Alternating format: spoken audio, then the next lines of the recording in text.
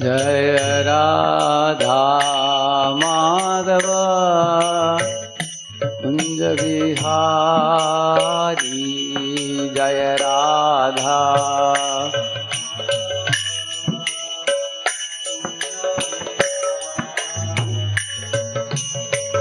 गोपी जनवल्लभा गिरिवरधारी गोपी जनवल्लभा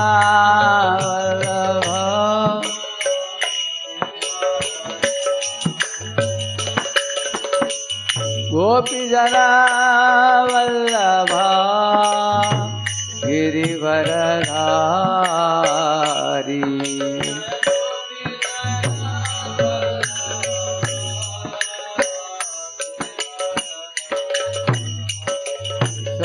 यशोदानंदन ब्रज जनरंजन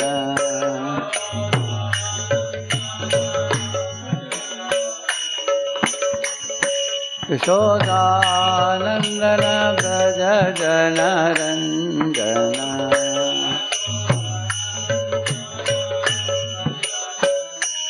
यमुना तीरा वनचारी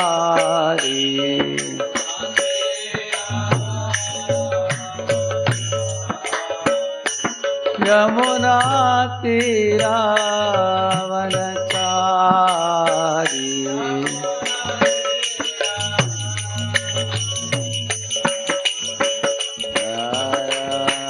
Radha Madhav Kunj Bihari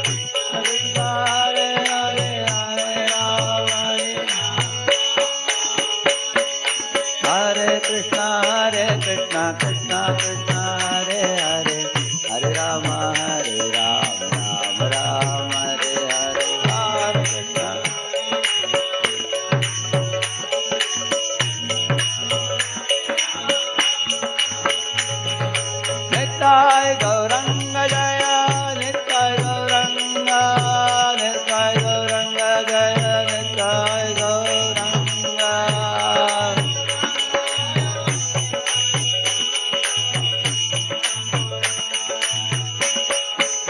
Hare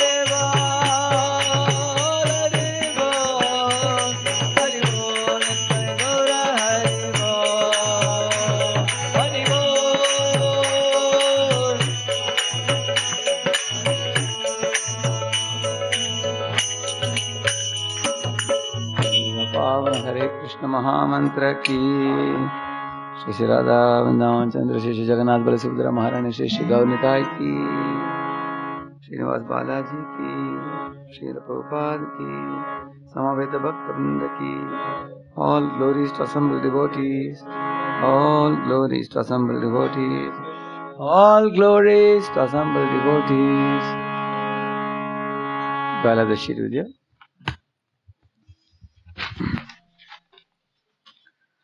Om Purnamada Purnamidam Purnat Purnamudachyate Purnasya Purnamadaya Purnamevavashishyate Ishavasya sarvam Jatkincha Jagatyam Jagat Tena Tyaktena Bhunjitha Maghridhakkasya Siddhanam Kurvalneveha Karmani Jijibhishekshatam Samaha एवं त्वयेनान्यथेतोऽस्ति न कर्म लिप्यते नरे असुर्यानामते लोका अन्धेन तमसावृताः तांस्ते प्रेत्याभिगच्छन्ति ये के चात्महनो जनाः अनेकजेकं मनसो जवीयो नैनद्देवा आप्नुवन् पूर्वमर्षत् तद्धावतोऽन्यानत्येति तिष्ठत् तस्मिन्नपो मातरिश्वा ददाति तदेजति तन्नैजति तद्दूरे तद्बन्तिके तदन्तरस्य सर्वस्य तदु सर्वस्यास्य बाह्यतः यस्तु सर्वाणि भूतानि आत्मन्येवानुपश्यति सर्वभूतेषु चात्मानं ततो न विजुगुप्सते यस्मिन् सर्वाणि भूतानि आत्मैवाभूद्विजानतः तत्र को मोहकः शोकः एकत्वम् अनुपश्यतः सपर्यगाशुक्रमकायमव्रणम् अस्नाभिरं शुद्धमपापविद्धम् कविर्मनीषी परिभूस्वयम्भूर्याथा तत्यदोर्तान् व्यददाच्छाश्वतीभ्यः समाभ्यः अन्धम् तमः प्रविशन्ति ये अविद्यामुपासते ततो भूय इव ते तमो ययु विद्यायां व्रताः अन्यदेवाहुर्विद्यया अन्यदाहुरविद्यया इति शुश्रुमधीराणां येन तत्विचक्षिरे विद्यां च अविद्यां च यस्तद्वेदो भयं सः अविद्यया मृत्युं तीर्त्वा विद्ययामृतमश्नुते अन्धं तमः प्रविशन्ति ये असम्भूतिमुपासते ततो भूय इव ते तमो ययु सम्भूत्यां व्रताः अन्यदेवाहुसम्भवादन्यदाहुरसम्भवात् इति शुश्रुमधीराणां येन तत्विचक्षिरे हिं च विनाशं च यस्तद्वेदो भयं सः विनाशेन मृत्युं तीर्त्वा सम्भूत्यामृतमश्नुते हिरण्मयेन पात्रेण सत्यस्यापि हितं मुखं तत्त्वं पूषण्णपावृणो सत्यधर्माय दृष्टये पूषण्णेकर्षे यमसूर्यप्राजापत्य व्यूहरश्मीन् समूहतेजो यत्ते रूपं कल्याणतमं तत्ते पश्यामि योऽसावसौ पुरुषः सोऽहमस्मि वायुननिलम् अमृतम् अतेदं भस्मान्तं शरीरम् ॐ क्रतो स्मर कृतं स्मर क्रतो स्मर कृतं स्मर अग्नेन यसुपथाराये अस्मान् विश्वानि देववयुनानि विद्वान् योऽद्यस्मज्जुहुराणमेनो भूयिष्ठां ते नमवुक्तिं विधेम हरे कृष्णा कृष्णा कृष्णा हरे हरे हरे राम राम राम हरे हरे ओम ज्ञानतिमिरन्धस्य ज्ञानाञ्जनशलाकया चक्षुरुन्मीलितं येन तस्मै श्रीगुरवे नमः श्रीचैतन्यमनोभीष्टं स्थापितं येन भूतले स्वयं रूपः कदा मह्यं ददाति स्वपदान्तिकम् Vandeham Shri Guruho Shri Yutapadakkamalam Shri Gurun Vaishnavamscha Shri Rupam Sagrajatam Sahagana Raghunathanvitam Tam Sajivam Sadvaitam Savadutam Parijana Sakitam Krishna Chaitanya Devam Shri Radha Krishna Padan Sahagana Lalita Shri Vishakhan Vidamscha Nama Om Vishnupadaya Krishna Pristhaya Bhutale Shrimate Bhakti Vedanta Swaminiti Namine Namaste Saraswate Deve Gauravani Pracharine Nirvishesha Shunyavadi Paschatya Deshadarine Vancha Kalpatarubhyascha Kripa Sindhubhya Evacha Patitanam Pavanebhyo Vaishnavebhyo Namo Namaha Jaya Sri Krishna Chaitanya Prabhu Nityananda Shri Advaita Gadadhara Shri Vasadi Gaura Bhakta Vrinda Hare Krishna Krishna Krishna Hare Hare Hare Rama Rama Rama Hare Hare. So I'll show the flow chart of the previous verses. 1 minute.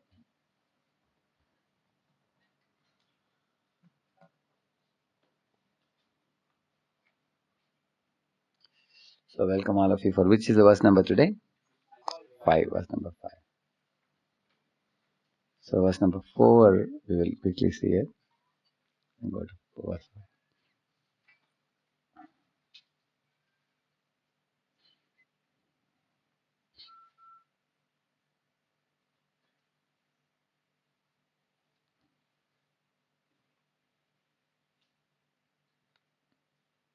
This was the mantra 4. Please read it.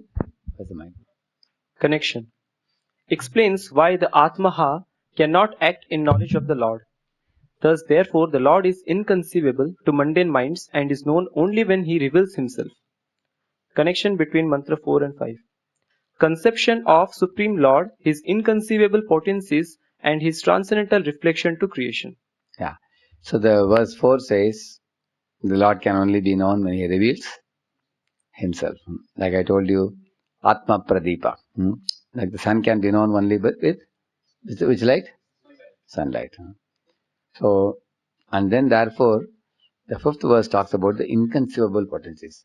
Why is that so? Which means, why is Lord not found out by something? For example, if I use this light, I can find out the camera, I can find out the laptop, I can find out the desk, I can find out all of you. Correct now?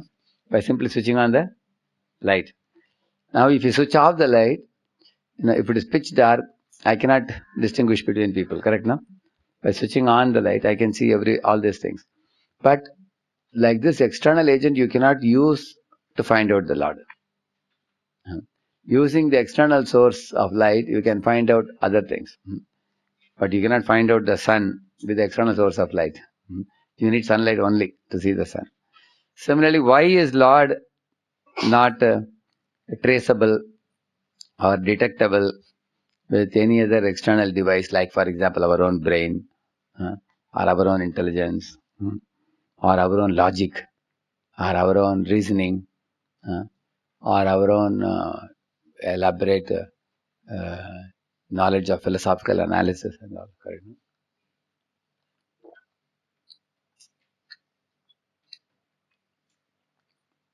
That Brahma has already tried with 4 heads. We only have how many heads? Yeah. So even a 4-headed personality failed in understanding the Supreme Lord. So we won't be able to understand him by our own unless he reveals himself. It's not that you can never know him. Infinite can be known by the infinitesimal, it is said. How? When the infinite decides to reveal to the infinitesimal. Then infinite can be known. Like for example, you cannot see the Prime Minister, but Prime Minister can see you. Correct, no?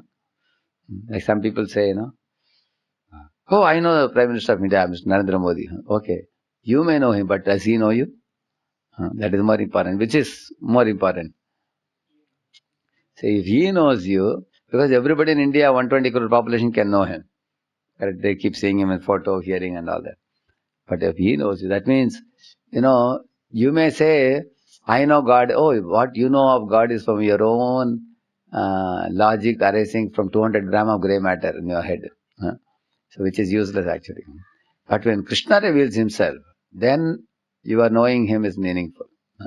Because he has revealed himself to you. So he has to reveal. So now somebody may ask, why is he so difficult to know? What is the... because I have done this, I have done this degree, that degree, I have researched this, researched that. Why can't I find God? The answer is inconceivable potencies. That's the answer. And also he is transcendental.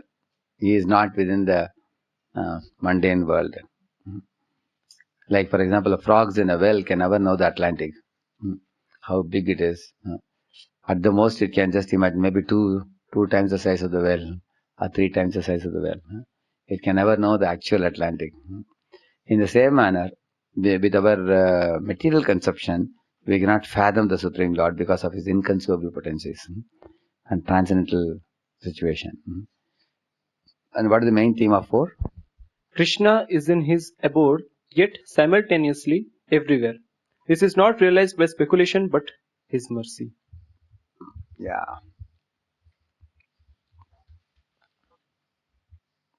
So mantra 5. Okay, let us go to mantra 5. We will recite it.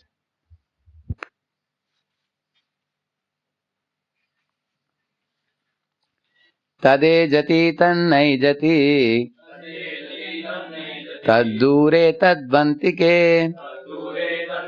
तदन्तरस्य सर्वस्य तदु सर्वस्यास्य बाह्यतः. Translation. The Supreme Lord walks and does not walk. He is far away, but he is very near as well. He is within everything and yet he is outside of everything. Yeah. So here are some contradictions, correct, no? It says he walks and does not walk. He is far away, but he is also near. One more I will show you contradiction from the Bhagavatam. You can get the Shvetashveta Upanishad. See, Shvetashveta Upanishad 3:19. You can repeat this verse. Apanipado javano grahita Pashyatya chakshu sashranotyakarnah Savetti vedyam nachata tasyasti vetta Tamahuragryam purusham mahantam. See, apani pado. Like Jagannath seems to be not having pani hand. That's why the king and the other queen, they were all worried whether the deity is completed or not, isn't it? Those 15 days when the the carpenter was working and he disappeared also. When they saw the deity, and then it was revealed to them that actually the deity is complete. He seems to be not having hand, but he is the biggest eater. Chapan Bhogi is, correct, no? That's why Apani Pado Javano Grihita. Javan, you know that? Here they say, no, Javan Tayar. Javan, yeah. Sanskrit word, Javano. Grihita. Although the Lord, he seems to be not having a hand or leg, still he can eat not just a little, he can eat much bigger item than you. And Pashyati achakshuhu sashranoti akarna, he's saying. And actually, people wonder, where is God? I don't see his form, I don't see his eyes, but his eyes are everywhere. He says, what is that verse? Sarvata panipadam tat sarvato akshi shiro mukham sarvata shrutiman loke sarvamavritti tishtati. And that verse says that, it says that sarvata panipadam tat sarvato akshi means everywhere are his eyes. Every atom his eyes are watching. And one more verse in Bhagavatam says, Chakshur yasya narishyati, which means his eyes never blink. Our eyes always blink. Demigod's eyes also don't blink. It's called animesha. You know animesh? Animesh means which don't blink. So if demigod's eyes doesn't blink, why should Lord's eye blink? Lord is the original, no? So his eyes never blink. What is the meaning of Lord's eye never blinks? That means you cannot escape doing anything wrong. Because his eyes never blink, it says. So, in this way, you may not be able to see his eyes, but his eyes are always watching you, he's saying. Sa shrinoti akarnaha. You may ask, where is God's ears?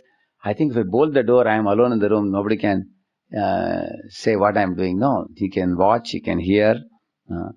Savetti Vidyam, nacha tasyasti vetta. There is nothing that he does not know. He knows everything. Yeah, he is a Purusham Mahantam. Yeah. So then Prabhupada explains this. Yeah. So one should not think Lord has no hands or legs. Yes, read that. He has no mundane hands. Read that. He has no mundane hands or legs like ours. He has no eyes, yet he sees. This means that he does not have mundane limited eyes like ours. Rather, he has such eyes that he can see past, present and future everywhere in every corner of the universe and in every corner of the heart of every living entity. Thus, Yeah, but that is enough. I'm going to read some verses. The very beautiful verses are there in this.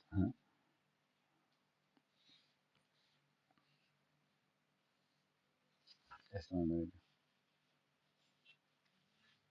To hear what he says here.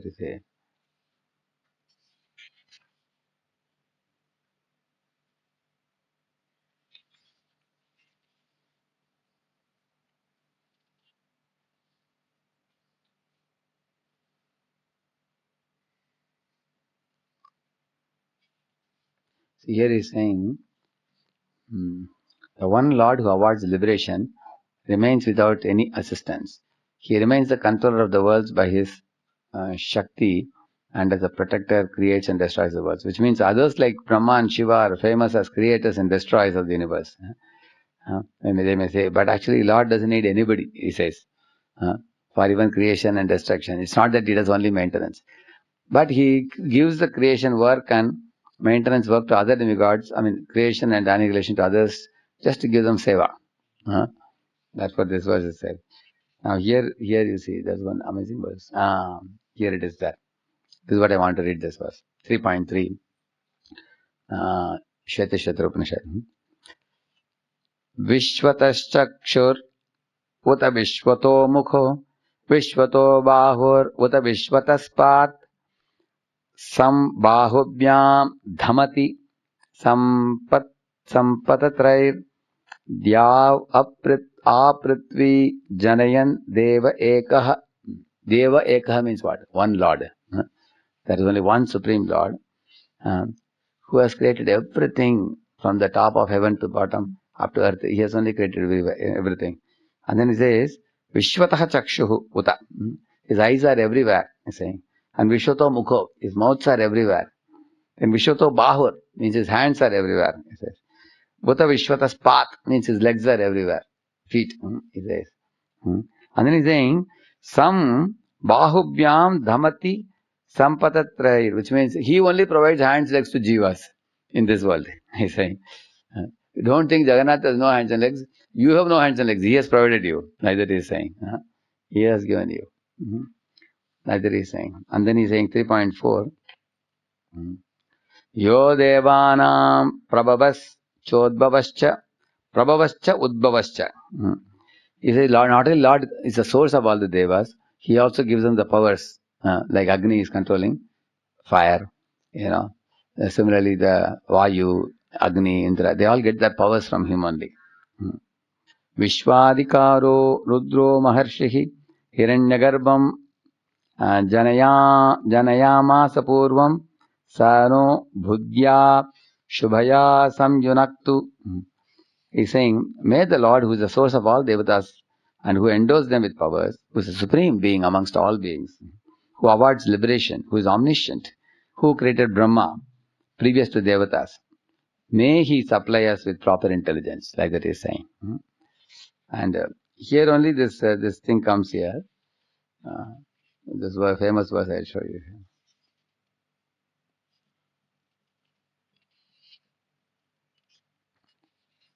See, this one comes here, 3.8. Very famous verse. Prabhupada quotes in the Bhagavad Gita, no? Vedahametam purusham mahantam aditya varnam tamasap parastat tammeva viditva nati mrityumeti nanjapanta vidyate ayanaya. I know the true meaning. Knowing the Supreme Person, most effulgent, beyond darkness, one surpasses samsara. There is no other path for attaining liberation, he says. Knowing the Mahapurusha, Narayana, one surpasses samsara. There is no other path, he says. Yasmat param na paramasti kinchit. Yasmat. So in this way, these are verses. The Lord is situated in this. Why did I read this now? What is the connection of this verse to this? The connection is that the Supreme Lord is a Purusham Mahantam. He is not impersonal. Vedahametam Purusham Mahantam, it says. Again, this verse. Yasmat param na paramasti kinchit. Yasman naniyo na jyayosti kinchit. Prikshai vastabdo dividishtatyekas tenedam purnam purushena sarvam 3.9 Shvetashatra Upanishad. This verse says, Tenedam Purnam Purushena Sarvam. Who is the Purna Purusha? Krishna. Krishna is called Purna Purushottama. So, therefore, here he says, the Lord is situated in the spiritual sky and is firm like a tree. There is no one superior to him and no one who enters everything as he does. There is no one smaller than him or no one greater than him. It's Lord Vishnu who pervades everything, like that he says. Yeah. Those who know the person who is supreme, who is devoid of a body produced by karma, who is free from all disease, they can attain liberation. Other people simply suffer, it says. Tukkam evapi yanti. All other jivas simply suffer in this world. See, ya etad vidur amritaste bhavanti aste asta ithare dukkam evapi yanti. Understand, a very simple Sanskrit it is. He is saying, ya etad vidur amritaste. That means, if you know that Supreme Lord, you attain amritam. And he's saying, amritaste bhavanti. And ata itare means what? And other people, what happens to them? Dukkam evapi yanti. They only attain misery in samsara. So you have to know this Purusha. It's very important. Yeah. This is the verse I loved the most. Here, what he says here, he says, please repeat this. Sarvanana shiro grivaha. You understand a very simple meaning. Sarva anana means what? Faces. Sarva anana. And shira means head. Yeah. Grivaha means neck. Sarvanana shiro grivaha. Sarva bhuta guhashayah. What is the meaning of Sarva bhuta guhashayah? Residing in the heart of all living beings. Sarva vyapi sa bhagavams. Tasmat sarva gata shivaha. See, Sarva Vyapi is a Bhagavan. The word Bhaga has come. What is the meaning? That means he is the Bhagavan. One endowed with how many opulences? 6 opulences. And in the 1,000 names of Vishnu, one of the names of Vishnu is also Shiva. What is the meaning of Shiva? Auspicious. Yeah. So, here he says that in this way the Bhagavan resides in the heart of every living being. After saying about the Purusha Mahantam, here it mentions the word Bhagavan here. That means the Purusha Mahantam is none other than Bhagavan only. Yeah. Yes. It goes on like this. So these are the verses. Prabhupada quotes also. Here also this similar verse like the Purusha Sutta comes here. So, and this is 3.14. Even this Bhagavatam says same thing here. It comes 3.13. Angushta matra purushontaratma sada jananam hridaye sannibishtah hridamanisha manasa viklapto yayetat vidur amritaste bhavanti.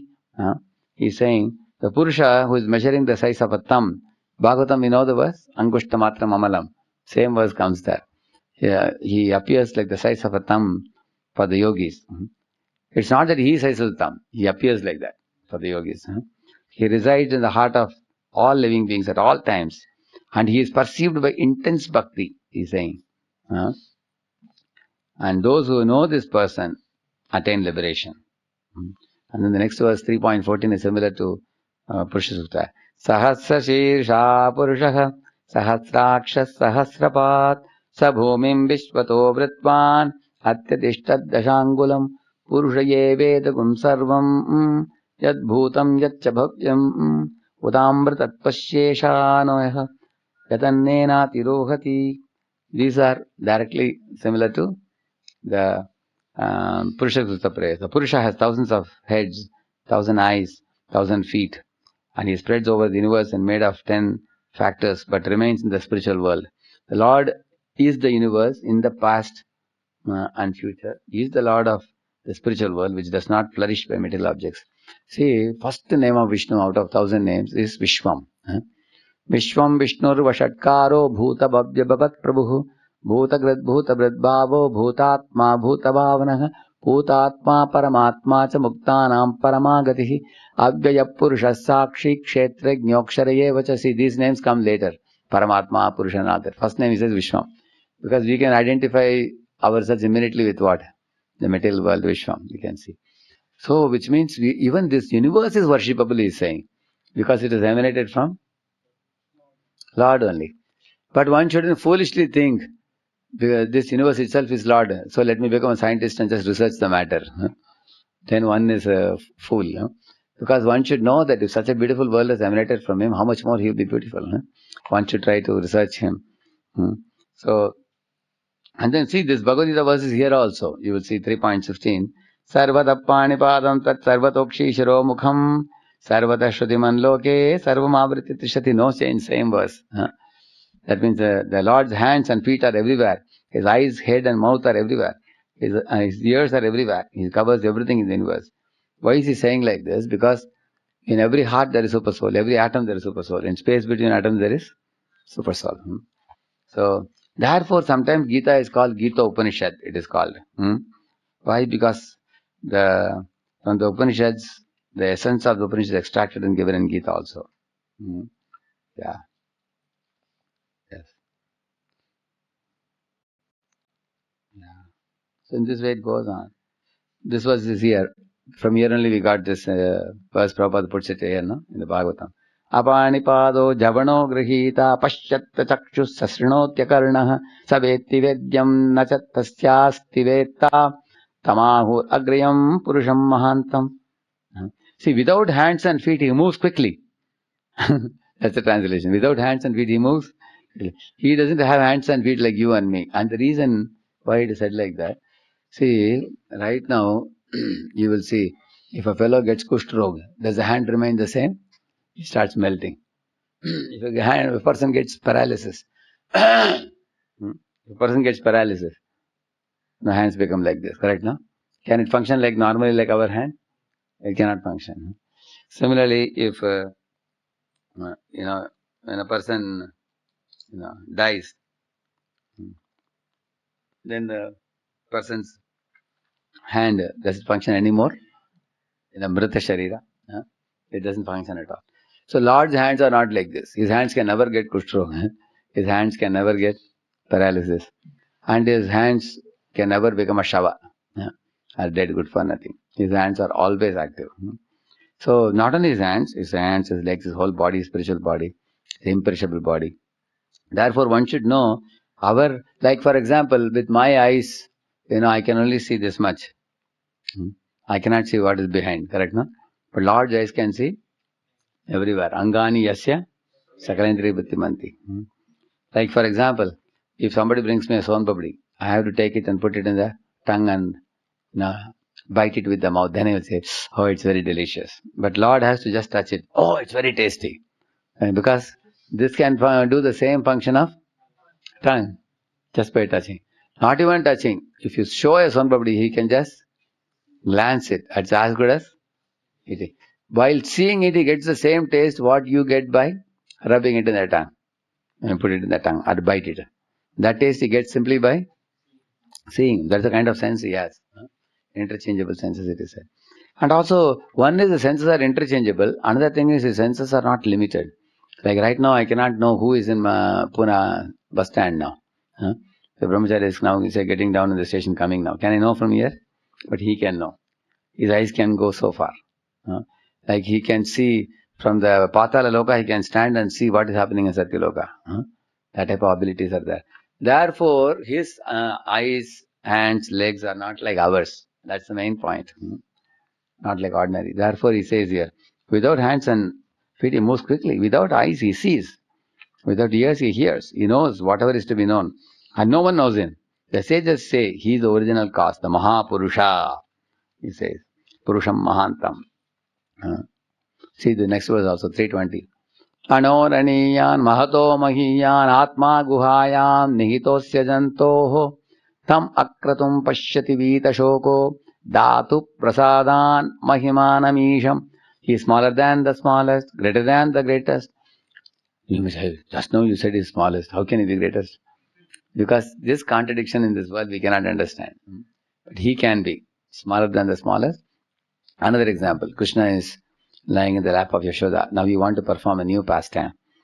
So he want to get a bird's eye view of the whole Vrindavan. So what Krishna does, he thinks that now here is one fellow coming, his name is Trinavarta. But if that fellow snatches me from my mother's lap, then my mother will be extremely disturbed, like a mother cow crying for a calf, Krishna didn't want to see that.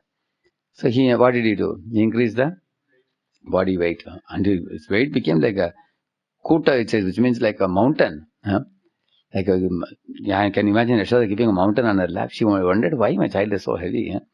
Then she picked him up and kept him in a cloth, on the ground. And that was actually Krishna's plan that's called Mahima. Laghima means light. Mahima means weight. So increase the weight. Then she kept him down. And then she thought, let me go to kitchen. So Krishna sat down. Why he sat down? If he is lying, picking up a lying child is a little more difficult. If he is sitting, you can just catch like this. Very easily, correct? No? So he not only sat, it says, Bhagavatam verse, it also says that he made his body light like feather. And that is called Laghima. Just now he made his body like mountain. Next moment he makes his body like feather. As light as feather. So that who can carry him? Trinavarta will think, oh, this child is so light. I never thought he'll be so light. He just picks him up, zoom, he takes him up in the sky. And then Krishna sees the whole Vrindavan, aerial view of Vrindavan he gets. He's getting everything in one shot, one snapshot of the whole Vrindavan. So even he was enjoying the, merry ride on the shoulder of Trinavarta, suddenly he thought, oh, my mother must have left the kitchen and come to the hall searching for me. She may be crying for me. Gopis may be crying also. So I don't want to put them in anxiety for too long time. Now I want to go down now. How to go? This fellow is considering me too light. So again what he did? Increase the weight. And not only increase weight, he also caught hold of his neck very firmly. That fellow wanted to get rid of him, he couldn't. Then he brought him crashing to the ground. So here you understand the example of contradiction in the Lord. He was extremely light and he became extremely weighty. Similarly here he says, Anoraniyan mahato mahiyan atma guhayam nihitosya jantoho. He is situated in the heart of all the jivas. Tam akratum pashyati vita shoko. One who sees this Lord, devoid of material karmas, endowed with great glory, and that jiva becomes free from all misery by the mercy of the Lord. Dhatu prasadan mahimanam isham. Here the word isham comes, you see. Isha means Isha Upanishad. Isha means Lord, Supreme Lord. Ishwar. Isha, Ishwar, same word only. So, such a person becomes free from all misery by the prasadan, mahimanam isham. See, this is the beauty of the Upanishads. As you come towards the end, they will use the word like Ishan, Bhagavan, and then they will end with Vishnum Paramapadam. Like that. But in the beginning, they will appear to be like impersonal. Slowly, you will come to see that. Yeah. Very, very. See, next verse, last verse here of the Shatashetra Upanishad. Vedahametam ajaram puranam sarvatmanam sarvagatam vibhutvat janma nirodham prabadanti yasya brahmavadino hi prabadanti nityam. I know that Lord without age. Who is without age? That means Adyam Purana Purusham Navayavanam. Although his age is very, very old, Purana Purusham, but yet he is very young. Again, another contradiction, correct? See, as soon as you hear somebody, my grandfather is very old now, he is 90 plus. So what picture comes in your mind? My poor fellow must be shaking his body. He must be holding a stick. It'll be like that, isn't it? And sometimes you find the bones are protruding. You can see that he must be bending. Or he may have white hair. Paka hua bal. You think like that, correct? Huh? So, but he says, Adyam is original, Purana Purusham, very, very old, but what he says? Navayavanamcha. He made another contradiction, and that's possible for Krishna. You see, I know that Lord without age, who is ancient, in this way is in every atom and is Atma of all beings, whom the sages proclaim is beyond birth and death because of his powers. Like that he says. He has supreme power. So very beautiful verses, no? Shvetashvatra Upanishad. So why I read from Shvetashvatra Upanishad now? Because I wanted to quote this to show the contradictions. The contradictions are all resolved only in the Lord. Like for example, like we sing, no? Tavakara kamala vare nakhamad bhuta shringam dalita hiranya kashipo tanu bringam keshavadrita narahari rupa jaya jagadish hare jaya jagadish hare jaya jagadish hare. Everybody.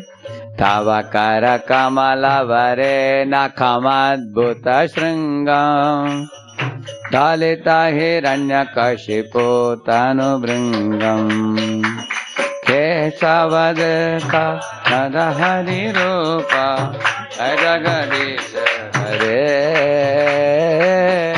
jai jagadish hare.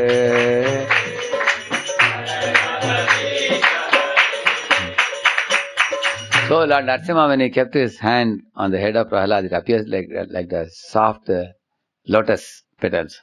Tavakara Kamala Vare Nakam Adbhuta Shringam. So he's saying that Kamala Vare means what? Lotus. His hands were like lotus. Who felt like lotus?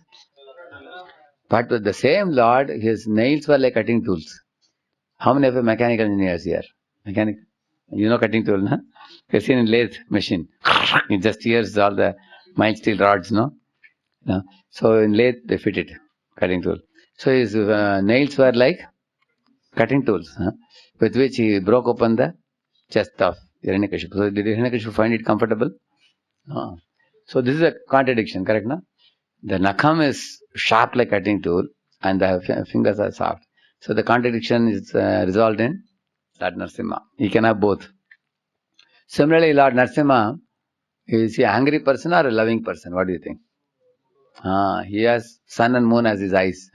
Sun is a hot eye looking towards Hiranyakashipu, and the moon is a cool eye supplying all juices. He is looking at Prahlad with love. One eye showing love, one eye showing, hey, you tried to attack my devotee, I will finish you now. Another eye is looking at Prahlad, come here, you sit on my lap. The Lord can show simultaneously love and anger. How many of you feel it's a little difficult for you to show anger and love simultaneously? Correct, no? Many times when you're angry, maybe another day will go and show love.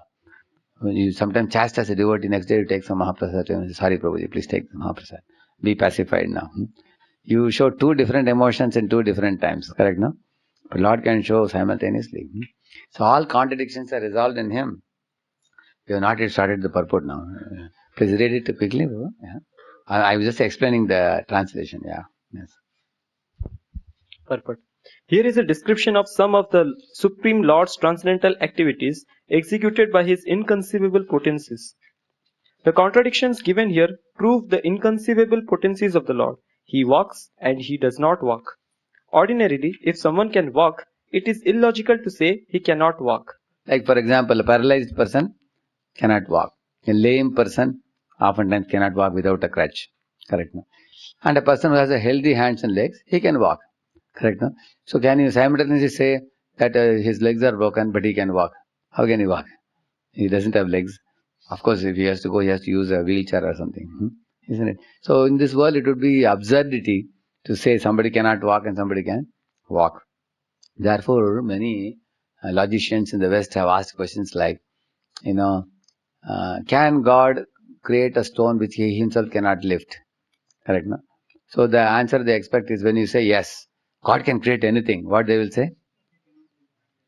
That means he cannot lift something. That means that makes him impotent. Or if you say, no, there is nothing in the world which he cannot lift. Everything he can lift, when you say. Then what they will say? Oh, that means, he is creating many things, but there is one thing in this world which he cannot create, which is a stone which is difficult for him to lift, correct? No? So either way, they try to cut the nose of God, defeat God, correct? No? That is their idea. But by asking this question, they cut their own nose. How? Answer is, when Mother Yashoda tells Krishna, Kana, your father is going to farm, get his sandals. So Krishna tries to pick up the sandals. Sometimes he says, sandal is too heavy, I can't lift it. Other times he is able to lift it with some difficulty and is trembling and coming and showing to Nanda Baba. Nanda Baba is looking into the eyes of this baby boy Krishna with love. You have seen that picture, isn't it? So sometimes he is able to lift the sandal and bring. Another time mother says, bring that vessel. He tries to lift the vessel. He is doing like this. I'm going to lift the vessel. And then he tries to lift it. He can't even move it also. And all the elderly gopis laugh at him. See, he can't even lift the vessel. He's just slapping his arms. He's a tiny kid. So which means he has difficulty in lifting. But what did he lift? 7 days, 7 nights. So in this way, contradiction is resolved. So how is the contradiction resolved in this? From a tattva point of view, there is nothing that he cannot lift. Everything he can lift. From a love point of view, there are things which he cannot lift. Correct? No? Like imagine if Mike Tyson is having a stunt with his son, at home, small boy. So will Mike Tyson win or the son win? Yeah. So how the son wins? Because what predominates in their relationship? Love. So where there is love, Mike Tyson may agree to get defeated and allow his son to climb on his body and say, Papa, I am victorious. You are finished. You are giving boxing to the whole world, but you can't box me. I finished you. And the father is laughing. But when he goes for actual boxing with people, nobody can stand in front of him. Correct, no? So, in this way, foolish logicians think they know better than God. They prove themselves to be fools by making such false, foolish arguments. Because in God, there can be all the contradictions are resolved in the Supreme Lord. That's explained here. Go ahead.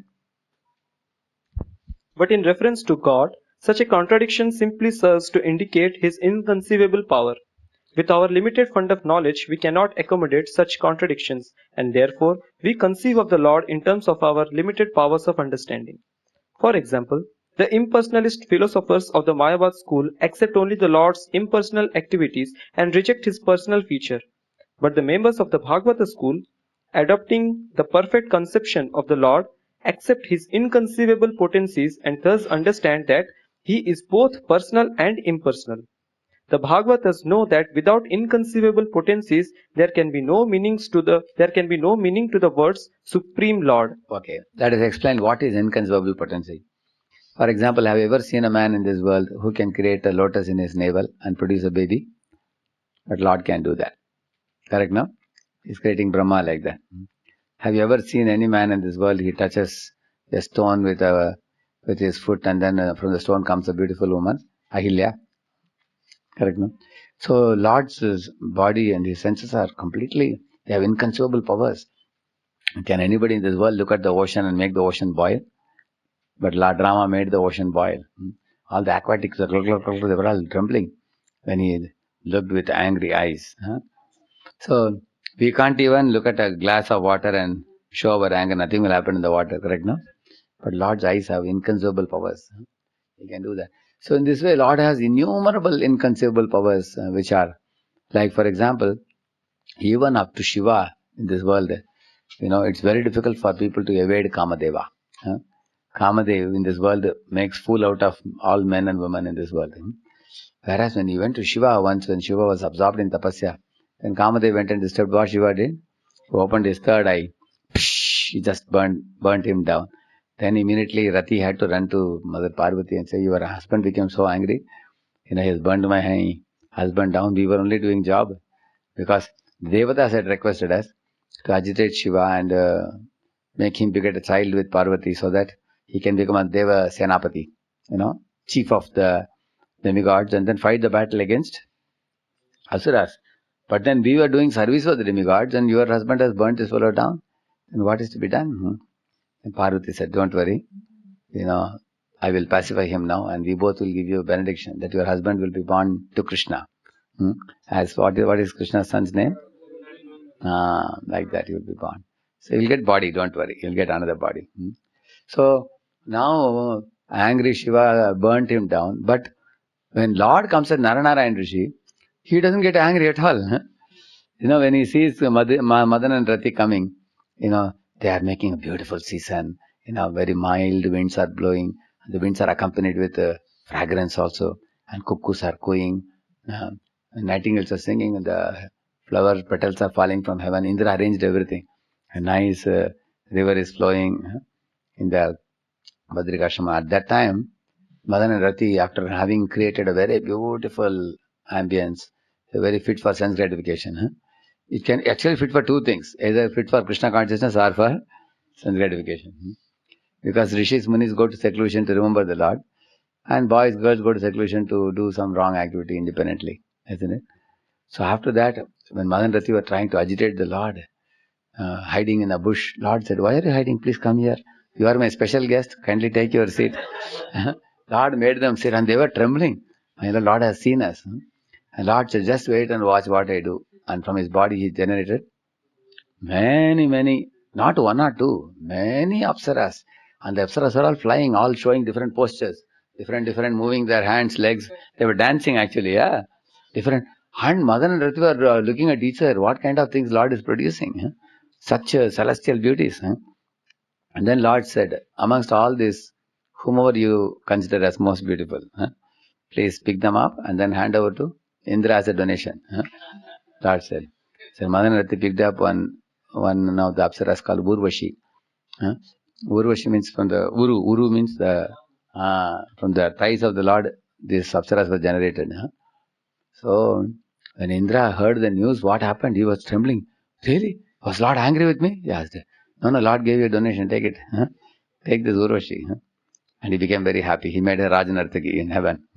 But why I am telling you, the Lord is so inconceivable that he is completely free from lust. Unlike the common living entities. Even up to Shiva, people are having tough time dealing with karma. But Lord has no karma. He only has prem. He is unagitated. Therefore, his activities are very extraordinary and very unique. Like for example, generally when a child is born, you see the child is born as a small baby and then it grows, isn't it? Now when Narasimha was born, was he born as a small cub? And then slowly the cub was moving here and there and grew. And then now it became Narasimha or something. As soon as the pillar opened, boom, he just jumped out. Isn't it? Already was developed, fully grown, with a lion face and human body. Therefore, is inconceivable. Have you ever seen a pig whose water, Just 1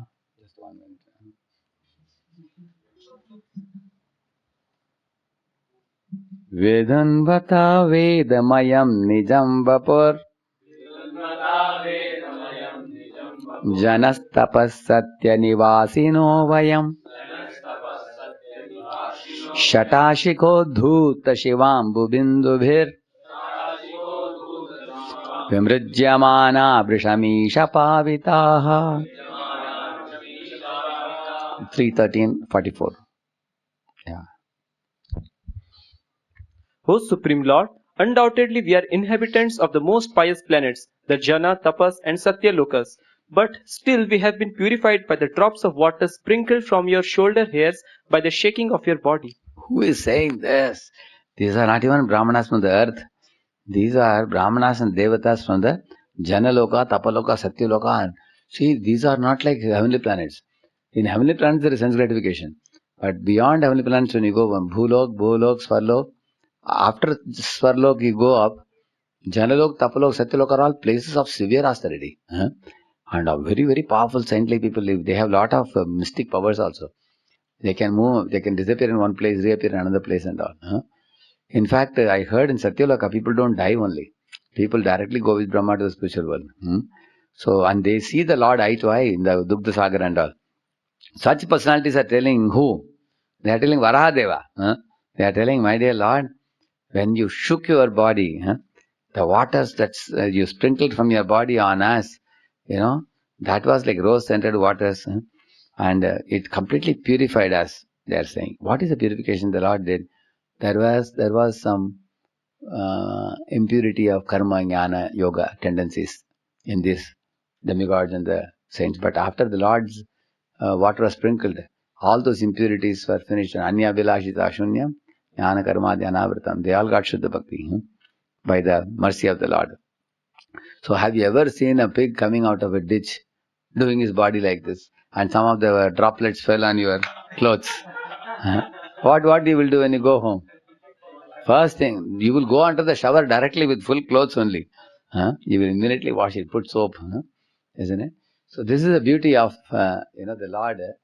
You can see he looks like a pig, but he is not ordinary pig. Have you ever seen a pig lifting earth and placing it in its orbit?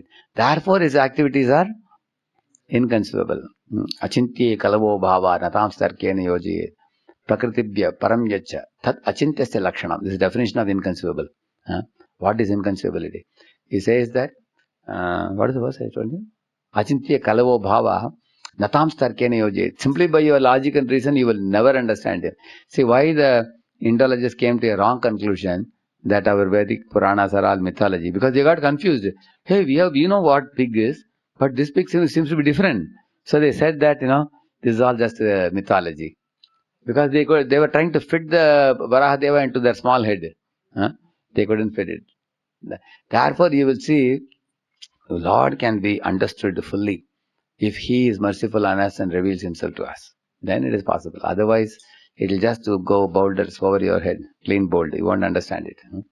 When Lord reveals His mercy to a devotee, then in the, we say, Swayameva Suratyadaha. The Spurti will come in the heart of the devotee. Then understanding will come. Everything will fall in place. How Achintya Kalava Bhava Natam Sarke Neyoji. By Tarka you cannot understand. Prakritibhya Param Yacha. He says, because Lord is beyond this material creation. Param means transcendental. Tat Achintyasya Lakshanam. This is the definition of Lakshanam. So that which is transcendental, don't try to fathom it with your limited brain like a frog in the well trying to fathom the Atlantic. As it is saying. Go ahead. We should not take it for granted that because we cannot see God with our eyes, the Lord has no personal existence. Sri Upanishad refutes this argument by declaring that the Lord is far away but very near also. The abode of the Lord is beyond the material sky, and we have no means to measure it, even this material sky. If the material sky extends so far, then what to speak of the spiritual sky, which is altogether beyond it? For example, if you look at the sky, it appears, where does it end? Can you at least imagine with your mind? Where does the sky end? Think about it. Yeah. How many of you feel it is going beyond our head to think about it? Correct, no? Where does the sky end? So once many scientists met together. Einstein happened to be there also. So they asked Einstein about, what about the sky? Where does it end? So Einstein said, for that you have to create a very powerful torch. And the torch will send out light, which will go, it should be such a high intensity torch that it should go and touch the wall of the universe, and then it will reflect back. By receiving the reflection, then you can come to know, what is the diameter of the universe. Problem is, nobody has yet created such a torch. And we have no idea, with our limited brain, we cannot comprehend. If you go in a plane or a rocket, keep on going, when will the universe end? This is about which universe we are talking? Material universe. We are talking about material universe. If you can't even comprehend material world fully, even on earth there are miracles which people don't know. Anybody knows when was the first gorilla found?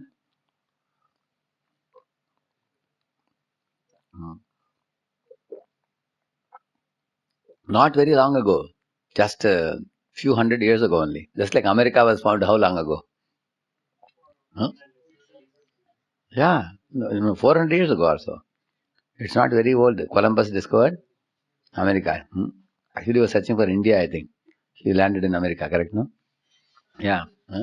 So it was only discovered. Therefore, you will find, do you think America came now only? The place was there how long ago? Millions of years ago. But the man is discovering it recently, you will see that. So you will find man doesn't know much about the earth only. What to speak of the other planets, what to speak of the other stars, what to speak of the end of the universe. That means material things are also not easily comprehensible by man. And then Prabhupada is saying, what about the spiritual sky which is altogether beyond the material world? Read further. That the spiritual sky is situated far, far away from the materials universe is confirmed in the Bhagavad Gita 15.6. But despite the Lord's being so far away, he can at What is once... that verse? 15.6. न तद्भासयते सूर्यो न शशाङ्को न पावकः यद्गत्वा न निवर्तन्ते तद्धाम paramam mama. So I'll ask you a question. In case the spiritual world is so far away and it cannot be comprehended by our limited intelligence, many atheistic people say, then why to bother about it? Just to go on with your work in this world. They say, just do a job, earn money, get married, beget children, and then end your life. One day, because anyway the spiritual world is far beyond, you can't comprehend it. Anyhow, if you can say, if atheist says like that, what will you tell him? And why to struggle hard to understand the spiritual world? Just go on with your life and live out your term of life, and that's it. Why to know about spiritual world which exists? You can't even fathom it, and you have to put faith in it by studying the Shastras like Bhagavad Gita. What would you say?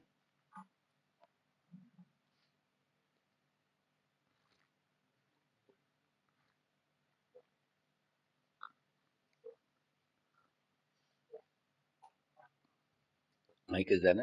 Anybody wants Mike? You can give.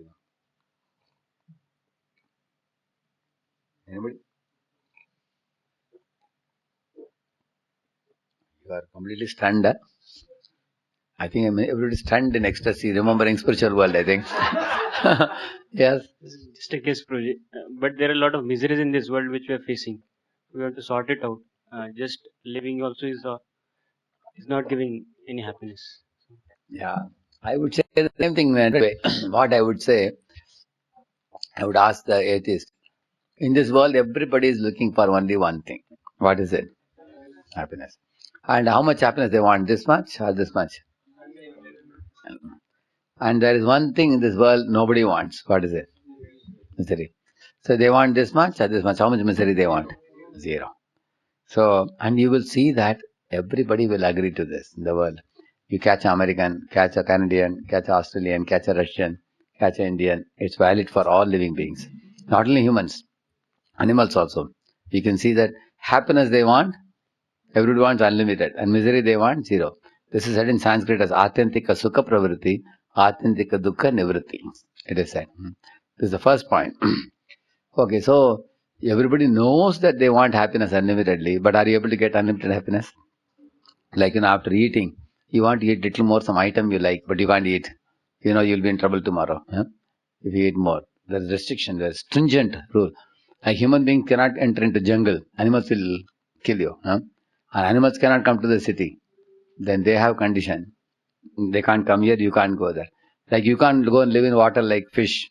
And fish cannot come out of water and live here, correct, no? So you will find that in this world there are a lot of conditions.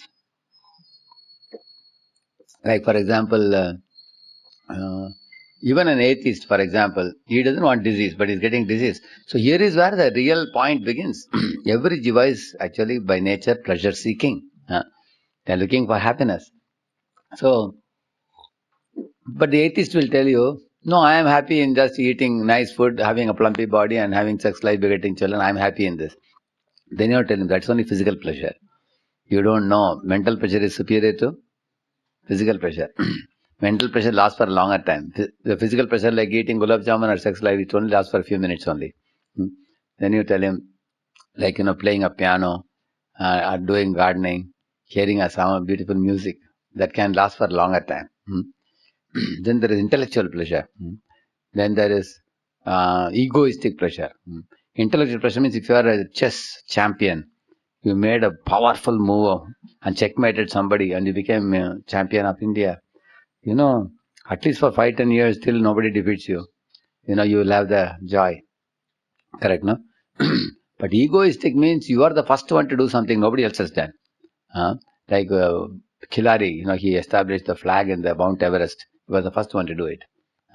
If you are the first one to do it, then nobody else will. Like Param computers were invented by this fellow, what is his name? Bhatkar in Pune. So now nobody else can do that work. He has already done it. Then that happiness will last till what time? Till the end of that life only, isn't it? So you will see that in this way, happiness, Everybody, you have to ask the atheist, do you look for this much happiness, this much happiness? You want unlimited happiness? Correct, no? Then you go to the end of life. So now we can prove to him that earlier you said you are happy with eating and sex life. Now you are proven to be a fool because you didn't know better pleasures. Correct, no? There are higher and higher and higher and higher pleasures. And you clearly said you want unlimited pleasure, but you are settling with something which is very meager. Then he will say, yeah, now I am understanding. Okay. So now because you have been proved to be a fool, better you hear from Shastra. Shastra says there is happiness beyond death also. And you are in essence not this body made of flesh and bones. That's where we begin. Correct, no?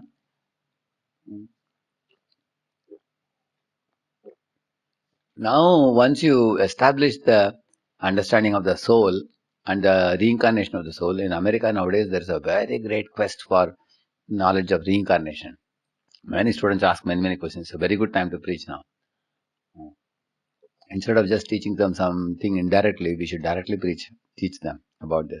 And once the soul and Punarjanma both are understood by the people, it's very easy to establish. The material body is said to be coming from the dust, isn't it? From the dust thou art born, from the dust thou shalt return. If material body comes from matter, spiritual comes from spiritual world. So there is a world where all spirits live, and the spirit soul has come from there. He has to go back to spiritual world. So now we can prove scientifically, logically that even in this world, those people who lead a life of goodness, they lead a happier and happier and happier life. You will see that those who stick to the righteous path, like you do yoga, pranayama, you eat vegetarian food, your body is different. And people who are drinking liquor, eating meat and smoking cigarettes, their bodies are having many complications. You will see that. So why I am telling you this, gradually you have to develop the subject to bring them to the point of spiritual world. But Prabhupada is saying, fools actually want to deny the spiritual world without even making an effort to learn from the Shastra. Whereas when it comes to material knowledge, do you become engineer overnight? You have to do LKG, UKG, full standard, 10th standard, 12th standard. And then after 4 years of engineering, you just get a paper called degree. And for that, you have to slog hard for 20 years. You can see that. So how can you expect to get spiritual knowledge, without referring to Shastra? Read further. But despite Lord being so far away, He can at once, within less than a second, descend before us with a speed swifter than that of the mind or wind. He can also run so swiftly that no one can surpass him. This has already been described in the previous verse. Yet, when the personality of Godhead comes before us, we neglect him. Such foolish negligence is condemned by the Lord in the Bhagavad Gita 9.11. Okay, 1 minute. I want to show you one verse.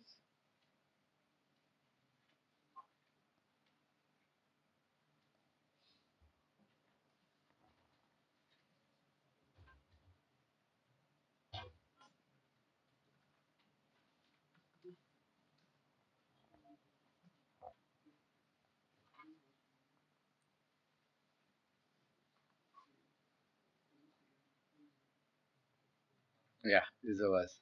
A very beautiful verse. See here. This is this verse.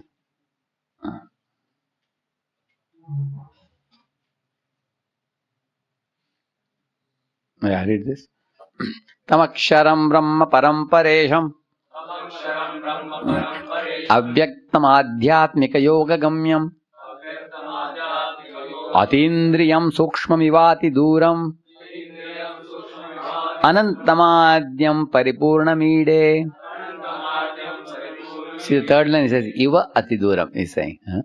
Iva Atiduram means the Lord appears to be far away, but Iva means what? He appears to be far away. It's not that actually he's far away. He may be in spiritual world. That doesn't mean you can't attain him. If you lovingly do bhakti for him, immediately he'll be available to you. That's the meaning of that. But he's very sukshmam. He's extremely subtle. But that doesn't mean you cannot perceive him. By bhakti yoga, you can perceive him. You will say, yeah. After explaining this verse is a very well-known verse, which is pure devotion service. Then here he is saying, see, Adhyatmika Yoga Gamya. Although he is not easily perceivable, he is Paramparesham, master of all demigods, he is transcendental, but he is still observable although he appears far away, he can be easily obtained. That's the point he's saying. So here also he's saying that Lord appears to be far away. In 1 second he can come here.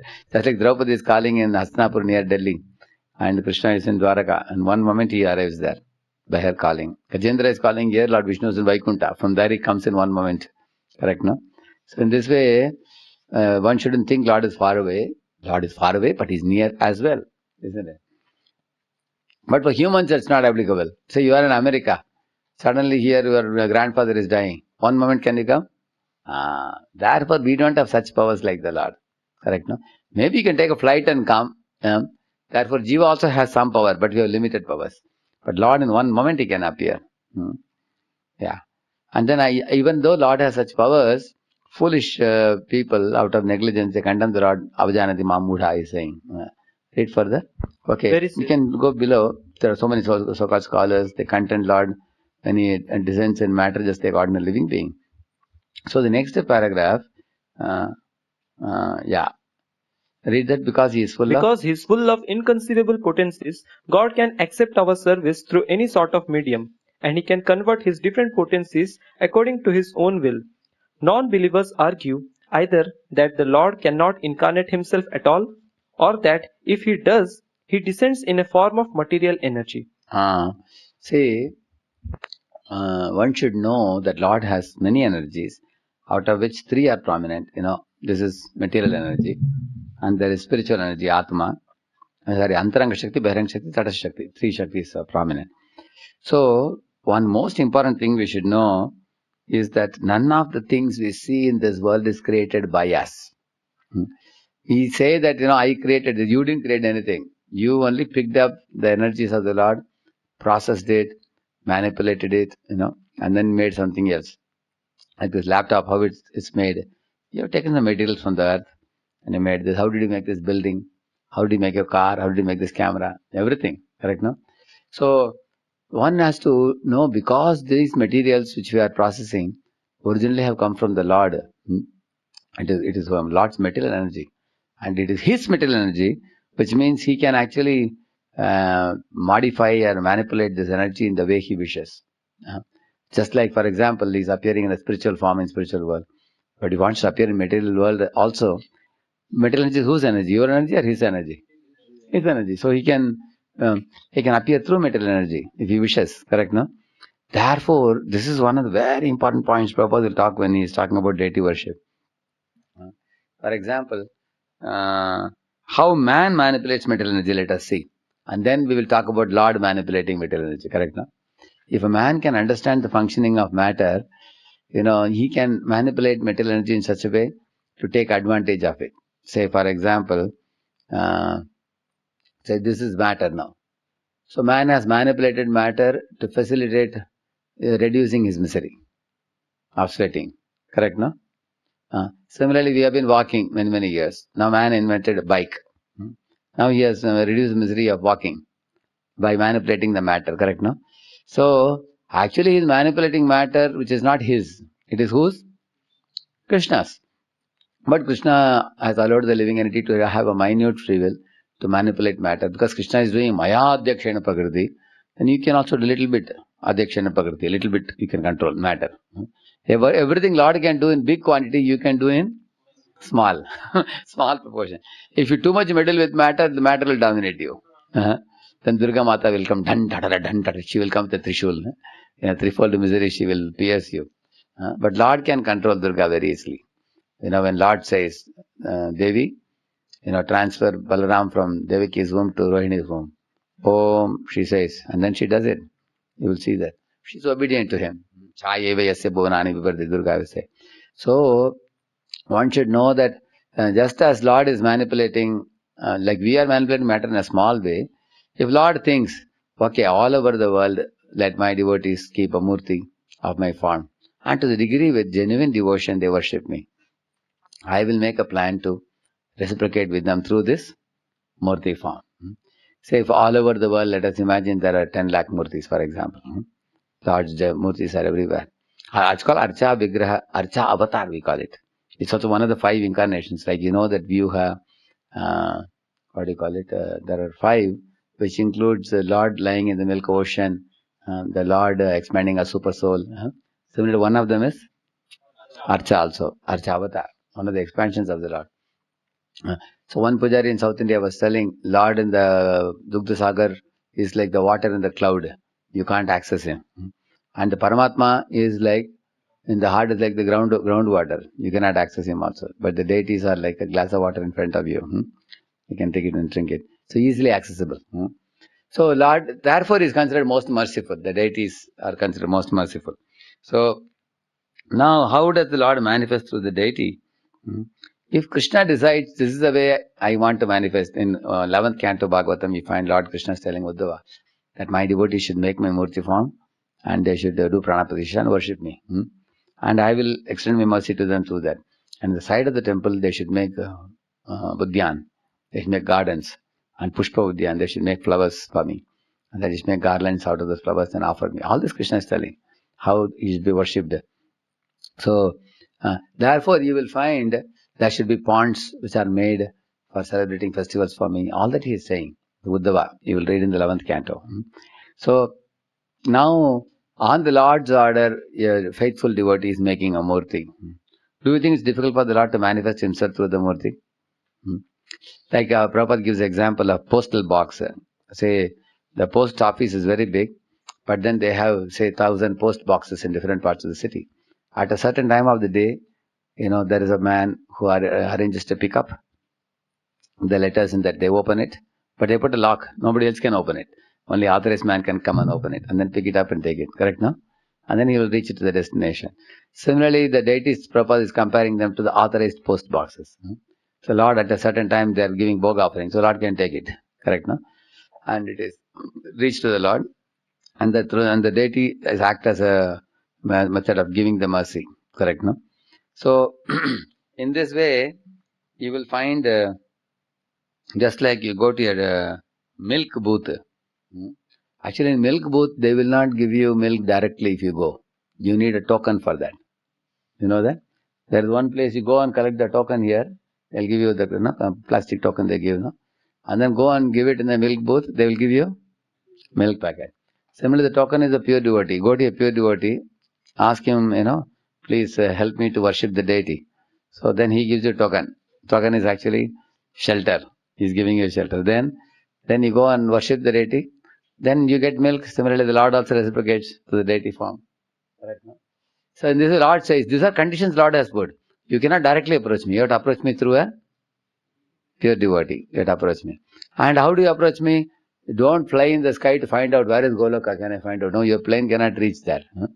Better you make my murti form and I will reciprocate with you through the murti.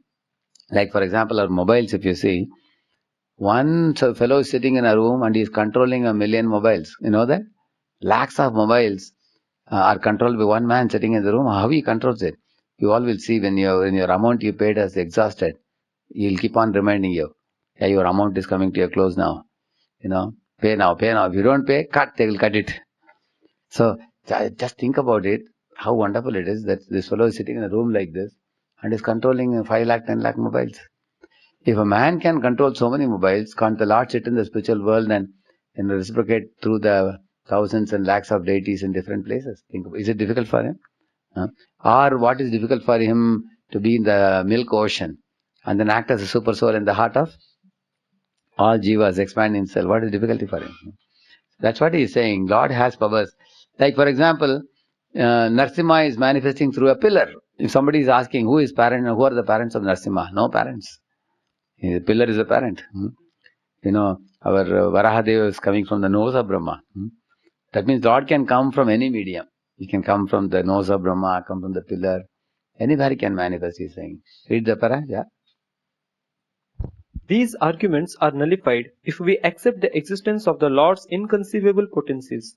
Then we will understand that even if the Lord appears before us in the form of material energy, it is quite possible for him to convert this energy into spiritual energy.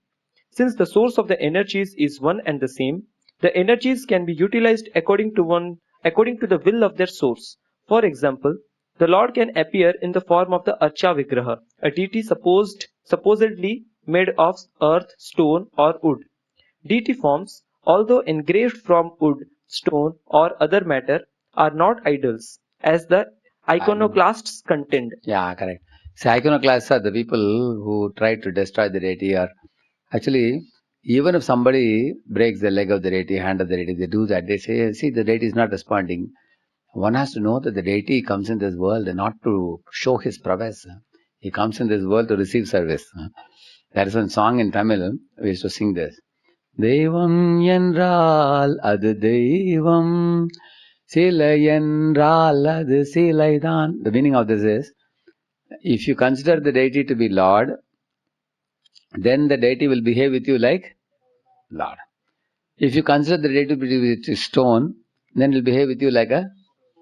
This is the most amazing thing with the deity. Accordingly, like for example, if I put this tilak and now I want to put my specs, generally before putting specs I check whether tilak is dried so that I can put my specs. But imagine I dip my hand in the water and try to check it. Is it dry? Will it be dry? Every time I dip like this and keep doing it, what will happen? So touching the water is mundane vision. And touching with the dry hand is spiritual vision. So should I see with the spiritual vision or mundane vision? You keep on again and again seeing with mundane vision, you will see this as always as... Similar deity also keep on saying, hey, Putla, Putla with the Murti only, then you will see it as Murti only. You will not see anything beyond that. But spiritual vision, with that one can see it spiritually. It's possible. And that spiritual vision, how does it come? Chakudan Deloje. So the Acharya or the Guru gives the spiritual vision by surrendering to him. And therefore I told you, if you want to get milk, directly go and give money, nobody will give you milk. You need to get token. And the token is given by Acharya, pure devotee. Then you can see. That's a system he has made. And this iconoclast, did they get the token? Therefore they are fools. Without getting token, they are directly going on temple and saying, hey, is it Lord only? Does he eat food? Does he speak? This is exactly like a frog trying to assess the Atlantic. Correct, no? That is the mistake they are doing. Correct, no? So, like for example, even in this world, you see, if you draw the picture of a beggar, with a begging bowl, like this begging, looking very... is there. So people look at the picture and they get some feelings. Correct, no? What feelings you get? You get compassionate feelings. Any picture you see, or you see a picture of a garden full of blossoming flowers, sometimes people draw it so attractively. You feel as if you are in the garden. Sometimes they make a wallpaper, no? Isn't it? Well, how do you feel in a room where you go, garden full of blooming roses? How do you feel? You feel very happy. Or you find some man, woman, very close posture in a picture on a computer screen or something. How do you feel immediately? So lusty, some people have secreted semen also. You will see the Prabhupada says even in a dream sometimes it happens there. So that means even a picture can move your heart and bring emotions, material picture. You can see that. Now in the extending the same example, when you go to the deity in the temple, you should see him based on what you have studied in the scripture. First you study about him, then see him, oh, this is the same Vrindavan Chandra who plays on his flute under the Kadamba tree and attracts all the deers and peacocks and cows and calves. So when you see like that, then the deities will reciprocate with you. And especially when one goes through a pure devotee with the knowledge obtained from a pure devotee, one gets all understanding. Go ahead. In our present state of imperfect material existence, we cannot see the Supreme Lord due to imperfect vision. Yet, those devotees who want to see him by means of material vision are favored by the Lord, who appears in a so-called material form to accept his devotee's service. Why he is calling the deity a so-called material form? The deity form of the Lord is a spiritual form visible to the material eyes. Right now our eyes are material. Still he is agreeing to be visible. Even average people coming here say how Vrindavan Chandra is so beautiful. But then imagine if your vision becomes spiritual, how much more sweetly they will reciprocate with you. One should not think that such devotees who are in Kanishta stage, they are worshipping an idol. They are actually worshipping the Lord, who has agreed to appear before them in an approachable way. Nor is Artha form fashioned according to the whims of the worshipper. This form is eternally existence with all paraphernalia. Venum Kwanantam Aravinda Dalayadaksham Barhavatam samasitam buddha sundarangam kandarpakoti kamaniya vishesha shobham govindam adipurusham tamaham bhajami. He's saying Venum Kvanantam, his place one is flute. Aravinda Dalayataaksham, his eyes like lotus petals saying. Barhavatam Sam means, and especially today, Vrindavan Chandra was so beautiful, isn't it? The peacock feather was so nice. Of course, Radheshyam is carrying a lotus today. Very beautiful. The peacock feather is very prominent today, correct? No? So he has a beautiful peacock feather on his head. And his body is the color of a fresh monsoon cloud. He's saying. And then what he says? Kandarpakoti, correct? Kandarpakoti kamaniya vishesha shobham. Koti Madans are fainting unconscious, seeing his beauty. He's saying. And then he's saying, Alola Chandra Kalasat. This is Chandra Kalasat, like a crescent moon. His forehead looks like crescent moon. Vanamalya Vamshi Ratnangadam Pranaya Keli Kala Vilasam Shyamam Tribhangalalitam Niyata Prakasham Govindam Adipurusham Tamaham Bhajami. So he's standing in a threefold bending form, very sweetly expressing his affection. Generally, when you are in a formal relation, you stand erect like in NCC pose. And when you are in an affectionate relationship, you bend your leg, talking to mother, father, brother, sister. Tell me, go ahead, like that you say. So he keeps his neck like this in a loving way. So in this way, that's the way the deity is made, exactly according to the Brahma Samhita verses. That's what he's saying, that it's not fashioned in any way, it's fashioned according to the Shastric way only. And the Bhagavad Gita 4.11, what is the verse? Bhagavad Gita. Ye tama prabhadyante tam sativa bhajamyaham. So those who are surrendered soul, Lord is always within the reach. And those who are unsurrendered soul, He is always far, far away for them. He says. So the more you surrender, Lord is very easily accessible to you, approachable to you. For pure devotees, they actually possess Krishna. And they gift Krishna. Krishna say Tomar, Krishna dite par. Tomara Shakati ache we say. Also we say, Tomar hridaye sada govinda vishram. Boliye. Govinda ko hai na mora Vaishnava pranam. Govinda ko hai na mora Vaishnava param. Kai varo karuna karo Vaishnava gosai. Patita pavana toma vine ke ho nai. Gangara parasha hoile paschate pavana. Darshane pavitra karo ye tumara gun.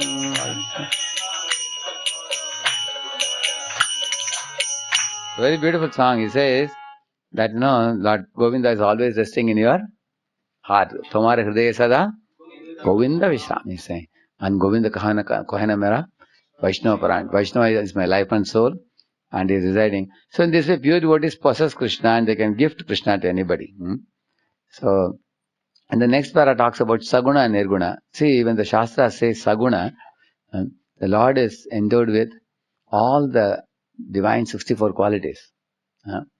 And he also has a beautiful personal form. And when the Shastra says Nirguna, the Lord is not affected by three gunas of Sattva, Rajas and Tamas. Then what is he situated in?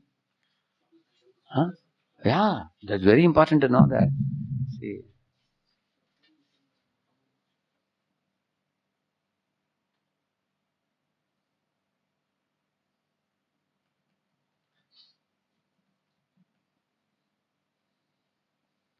Vasanti yatra purushaha sarve vaikunta murtayah yena mitta nimittena dharmena radhayan harim.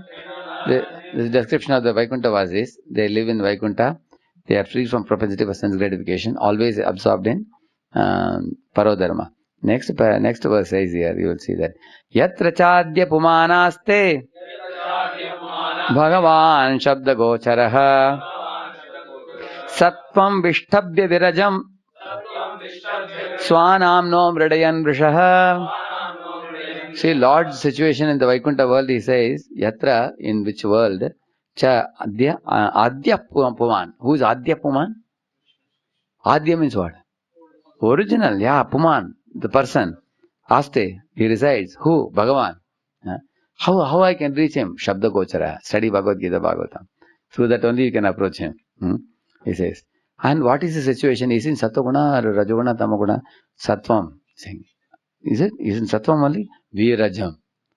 That means the Sattva in the spiritual world is not affected by Rajaguna or Tamaguna, as the Sattva-guna in the material world is mixed with.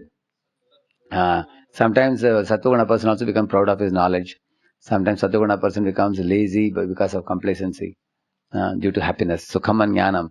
Sukham gives complacency, Jnanam gives pride. So one is Tamo, one is Rajo. But in the Sattvam, Vishab Vivarajam, he is not affected. He is Vishuddha Sattva. So that will be written here. You will see that. He is in Vishuddha Sattva. It's called uncontaminated mode of goodness. Yeah, that is the situation. Okay, so that is what is explained here in this. And the next para, go to the next one, when the child saint Prahlad. Next para. When the child saint Prahlad. When the child Saint Prahlad Maharaj was in the presence of his atheist father, his father asked him, "Where is your God?" When Prahlad replied that God resides everywhere, the father angrily asked whether his God was within one of the pillars of the palace and the child said yes. At once, the atheist king shattered the pillar in front of him to pieces, and the Lord instantly appeared as Nrsimha, the half-man, half-lion incarnation, and killed the atheist king. Thus the Lord is within everything, and he creates everything by his different energies. Through his inconceivable powers, he can appear at any place in order to favor his sincere devotee. Lord Nrsimha appeared from within the pillar, not by the order of the atheist king, but by the wish of his devotee Prahlad. Prahlad devotee, he lovingly called the Lord. So Lord came. Lord actually comes in this world to see his devotee. The devotee is anxious to see the Lord, and the Lord is anxious to see the devotee. And the devotee is anxious to please the Lord, and the Lord is anxious to protect his devotee. They have a very strong, loving bond, due to which Lord came. So Lord Narasimha, he could have created a heart attack in the heart of Hiranyakashipu and finished him. And he has very capable agents through Durga to finish. He has Rudra. Rudra has got this fellow, what is his name? Veerabhadra. Like that there are very powerful agents Lord has. If Lord just gives one indication. In fact, Vishnu lying in Dugdhasagar, milk ocean, he just twinkles his eyes and the whole universe is toppling in Pralaya. Pralaya or Srishti happens simply by twinkling of his eyes. Like the Brahmaji is saying, my dear Lord, when Lord is semi-closed eyes is lying, so savadabra karuno bhagavan vivriddha prema smitena nayanam buruham vijrumban uttaya vishva vijayaya jano vishadam madhya gira panayatat purusha purana. That verse is saying, my dear Lord, you appear to be like sleeping with semi-closed eyes, but by twinkling of your eye, you cause pralaya to happen, asrishti to happen. Everything and everyone is at your beck and call. Like that he is saying. So, therefore, nothing is impossible for the Lord. For killing Hiranyakashipu, it takes no great effort at all.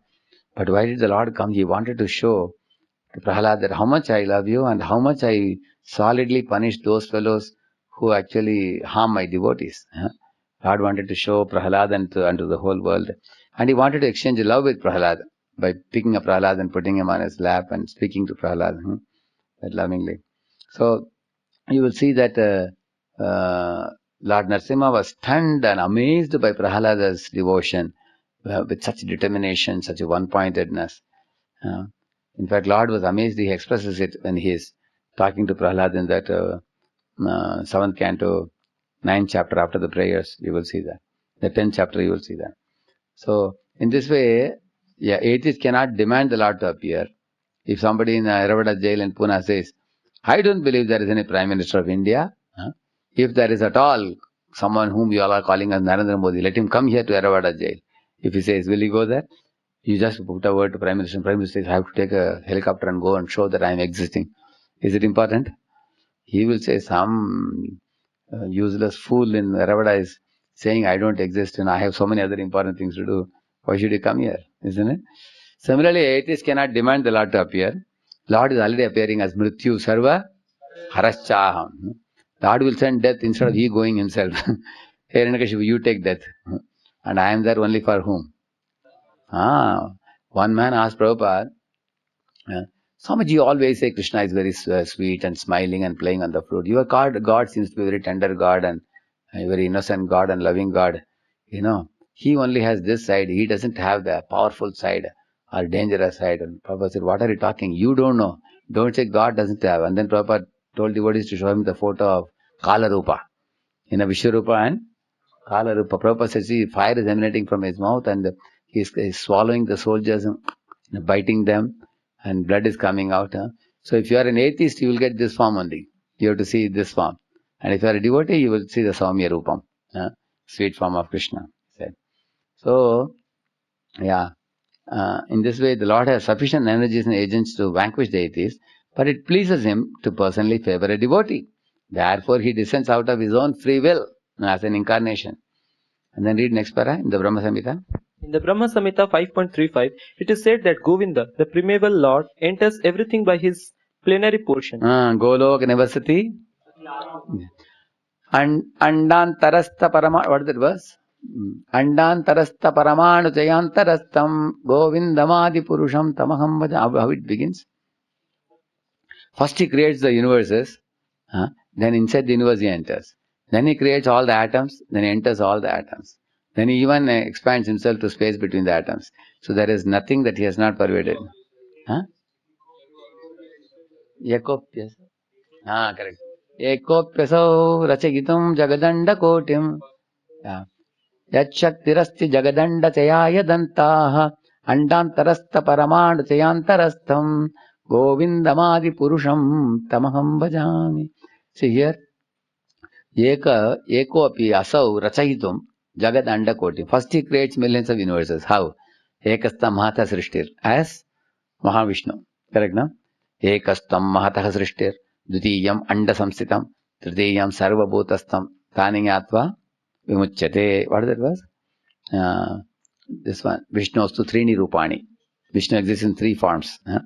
First form is expanding millions of universes. Who is he? Mahavishnu. Then Ekastam Mahata Srishtir. Dvitiyam Anda Samsitam. Second one enters into all the universes. What is the name? Tritiyam Sarva Bhutastham. Tani Atma Muchyate. If you know these three Vishnus, you are liberated. He's saying. So that's what he's saying. First he's saying about the universe is created, then he enters into every universe and then into every atom. And that those three Vishnus are a portion of only expansion of Krishna only. Go ahead. He enters the universe as well as all the atoms of the universe. He is outside in his Virat form and he is within everything as Antaryami. As Antaryami, he witnesses everything that is going on and he awards us the results of our actions as Karma Phala. We ourselves may forget what we have done in previous lives, but because the Lord witnesses our actions, the results of our actions are always there and we have to undergo the reactions nonetheless. The fact is that there is nothing but God within and without. Everything is a manifestation of his different energies like the heat and light emanating from a fire, and in this way there is a oneness among his diverse energies. Although there is oneness, however, the Lord in his personal form still enjoys unlimitedly all the pleasures enjoyed minutely by the tiny part and parcel living entities. So in this way, so the Lord is Antaryami, he is saying. Externally is in his Virat form. Internally he is Antaryami. Correct, no? Tad dure, tad antike. No? He is inside you as what? Paramatma. He is outside of you as what? Virat Rupa. No? He is visible to whom? His devotee. He is far, far away for whom? One is not his devotee. Correct, no? And in this way he can become smaller than the smallest. He can be bigger than the biggest. There is no limitation for him. And also, Prabhupada says all the Jivatmas are minute samples of Krishna. He says we are called as Vibhinna Amsha. So we all have similar qualities like him, but in very small proportion. So there is a simultaneous oneness and difference, Achintya Beda Abheda Tattva, which means For example, you have a gold mountain and ornaments of gold. The ornaments of gold contain small, ornaments, but the gold mountain has a huge gold. Another example is given is of salt water and ocean. But there are clear differences between the two. In a drop of salt water from the ocean, are there waves in it? But in the ocean there are. Can a drop of water wreck the ship? But can the ocean wreck the ship? Yes, correct. No? In a salt water, how much quantity of salt is there? Very little. In the ocean, there is huge quantity of salt. These are the difference aspects. Now, what are the similarity aspects? So you can take one Bisleri bottle of salt water from the ocean, that much, take to your lab, and if you analyze, the percentage of salt in that will be same as percentage of salt in the ocean. So that is similarity. So this water is salty, ocean water is salty, and this is also water, that is also water. So Prabhupada says in one lecture, Jivatma is a part of Lord. Therefore, he is also like gold. If Lord is mountain of gold, Jiva is also like particle of gold. So he is glorious. Jiva is also very glorious because he is a part and parcel of Krishna. Not that he is like mud or he is like sand or something. No, he is also gold. Therefore, even in this world, you will see, when you see the Jivas moving with some opulences, even they look very attractive. Somebody is very handsome. Even though the body is made of flesh and bone, still they look very attractive. Similarly, somebody is very intelligent, sharp and intelligent. That's very attractive. Somebody is very strong. They're very attractive. You will see that. Somebody is very famous, a celebrity. Everybody want to meet them. But these are minute samples of Krishna's opulences, which should give us a clue that if this can be so attractive, how much more the oceanic opulences will be attractive in Bhagavan. Correct, no? So therefore, Prabhupada is saying that Achintya Beda Abheda. So we also have inconceivable powers. Jiva also, Prabhupada explains, like a bird. If you take a bird and a needle, if you dove, you leave both of them, needle will go down, bird will fly up. Prabhupada is saying, although which is more heavy? Bird is more heavy, and needle is so light, but it goes down. So Prabhupada says, why? Because there is an inconceivable power in the jiva to fly. Similarly, there is inconceivable power in the jiva to also, produce milk in the body, like mammary glands are there. Yeah. Similarly, the jivas can eat grass and give milk, like cow gives. These are all inconceivable potencies in the jiva also. But our inconceivable potency is very small. Like, we can produce little bit of sweat, but Lord can produce a whole ocean from his body. So, I'll quickly show you the this thing, PowerPoint here. You can see this. This is the one. Today we finish mantra 5, no? You can just see it here. What are the contradictions? Lord walks and does not walk. Lord is far, Lord is near. So how we resolve it? Lord is as Antaryami, Paramatma, and far away is, Virat Purusha. Who can understand the contradictions? Foolish cannot understand, atheists cannot understand. They think Lord descends in a material form. Actually, they think this ordinary murti. If you see in Chaturangi Square in Calcutta, some politician's murti was there. Crows and all pass stool on the top of it. Only on 15th August, Independence Day, they come with a jadu and clean it. Prabhupada says that is putla, that is called idol. But the deity we worship in the temple is worshipped with great love and devotion, and the Lord reciprocates. Prabhupada says that in one place. Yeah. And who can understand? Prahlad can understand. To the degree we surrender, we can understand. So how to understand the contradictions? Lord walks and does not walk. Therefore, He is Supreme Lord. There are inconceivable potencies in the Lord. So, Mayavadis think either this or that. How can you say both? Therefore, they are trying to make Him impersonal. But God can have both impersonal and personal. That is also another contradiction. He can also be personal at the same time. Impersonal both.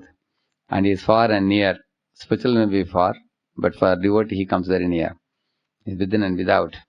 Yes, that we covered. Finished. Shri Prabhupada ki, और भक्त वृंदा की